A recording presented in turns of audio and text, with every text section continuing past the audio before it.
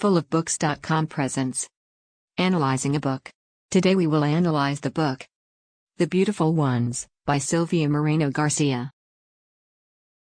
This is not a happy story. It is more melancholy than anything. In truth, it would be better titled The Broken Ones. But it is beautiful. It brought to mind the characters and atmosphere of The Night Circus, one of my all-time favorite books. This book is literary fiction at its finest. Stirring, with incredible depth, and impossibly real characters. I was blown away again and again by themes in this book. Love, both lost and found. Betrayal. Bitterness. Idolatry. Self-centeredness.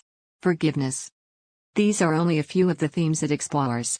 In fact, if I had to pick just one overarching theme, it would be human nature. This book bears the human soul, in all of its grittiness.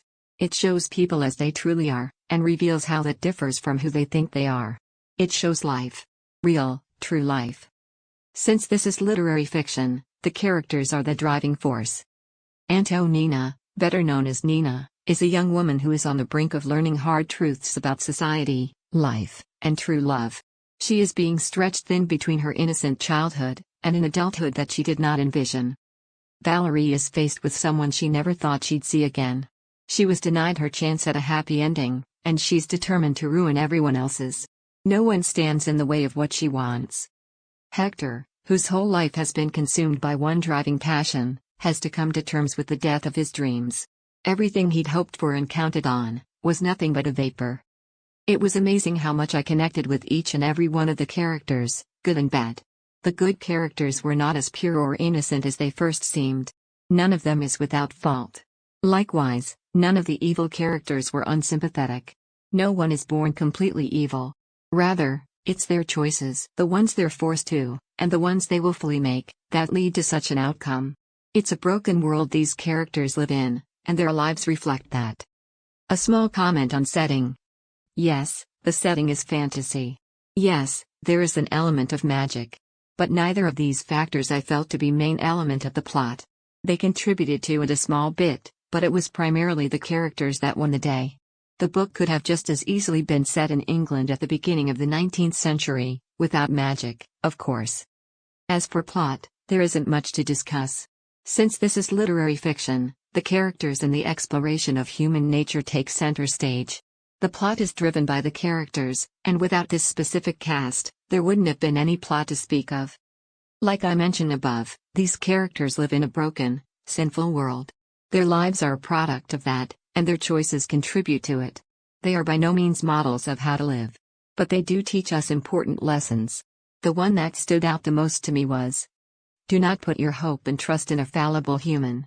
I would even go a step further than that. It is better to take refuge in the Lord than to trust in man. Psalm 118:8.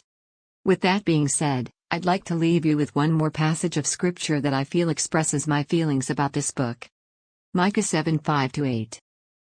Put no trust in a neighbor, have no confidence in a friend, guard the doors of your mouth from her who lies in your arms, for the son treats the father with contempt, the daughter rises up against her mother, the daughter-in-law against her mother-in-law. A man's enemies are the men of his own house. But as for me, I will look to the Lord, I will wait for the God of my salvation, my God will hear me. Rejoice not over me, O my enemy, when I fall, I shall rise, when I sit in darkness, the Lord will be a light to me. Rating: 4 stars out of 5 stars, -1 star for content issues. Recommended: 17 and up, due to mature content. Content guide. Violence: 2/10, some minor injuries, not overly detailed. Sexual content: 9/10, kisses, embracing, touching, thinly veiled references to adultery, marital duties, and fornication. It is clear that characters have sex several times, before marriage, sometimes on page, though very few details are given.